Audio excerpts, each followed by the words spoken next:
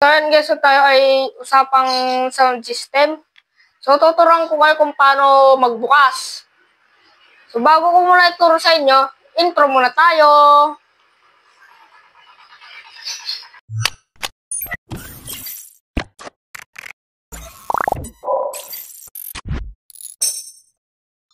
So, ayan guys, kung paano buhayin dyan. So, ito ay D10 at saka D12. Meron pa ditong center. Meron pa ditong tower speaker.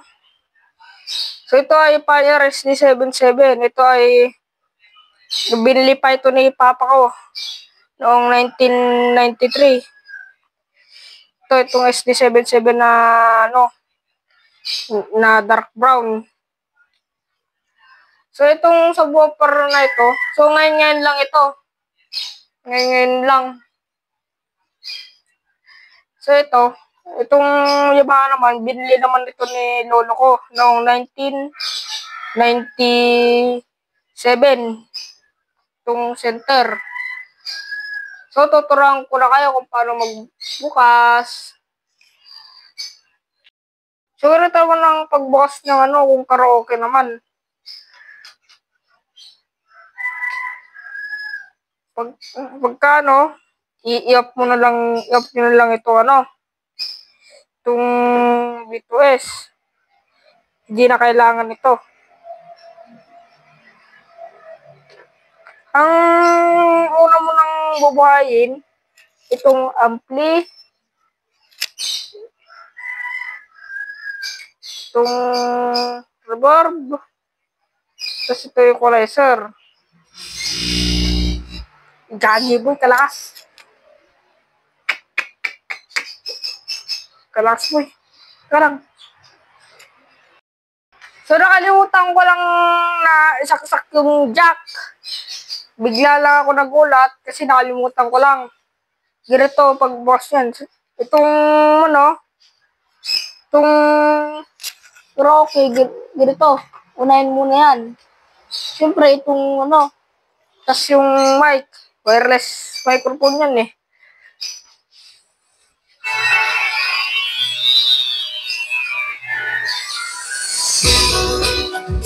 Yan. Kung bubuksan naman ang TV, ganito.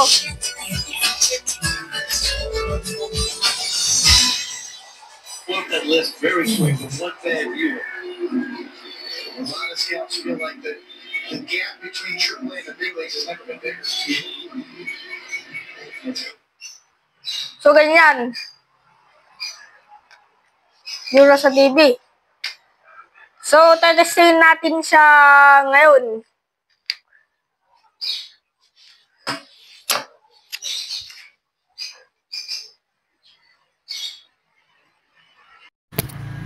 So, ilalis ko lang ang mic para marinig nyo.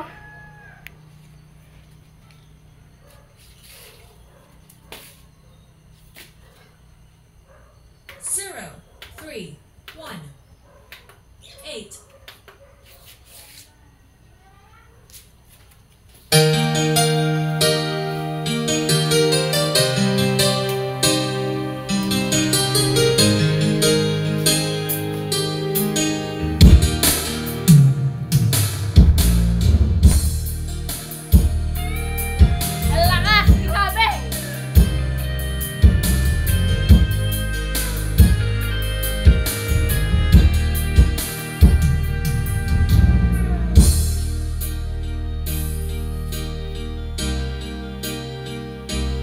So, ito naman yung tunog ng mic.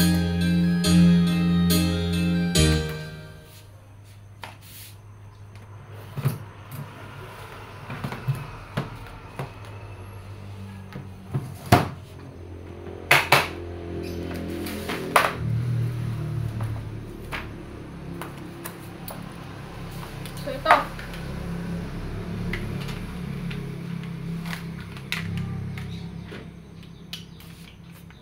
Kalakas, grabe ng subwoofer. Parang bubugbog ng bahay, no?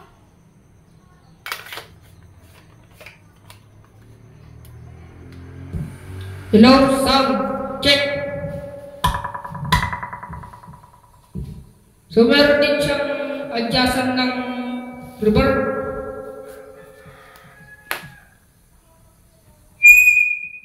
Kalakas. Kalakas, grabe. Kalakas. True.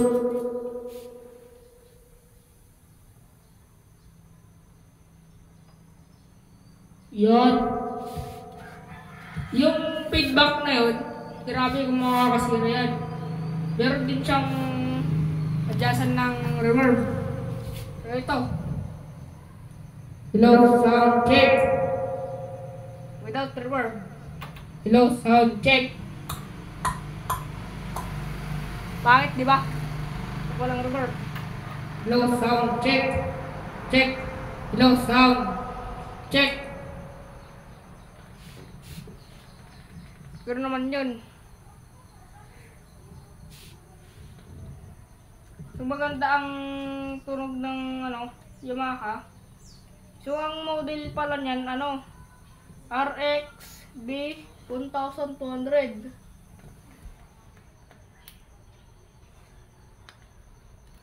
So hanggang dito lang po tayo. Maraming salamat sa panonood. Magbigay naman po kayo ng like, share at subscribe. Yun lang. Bye!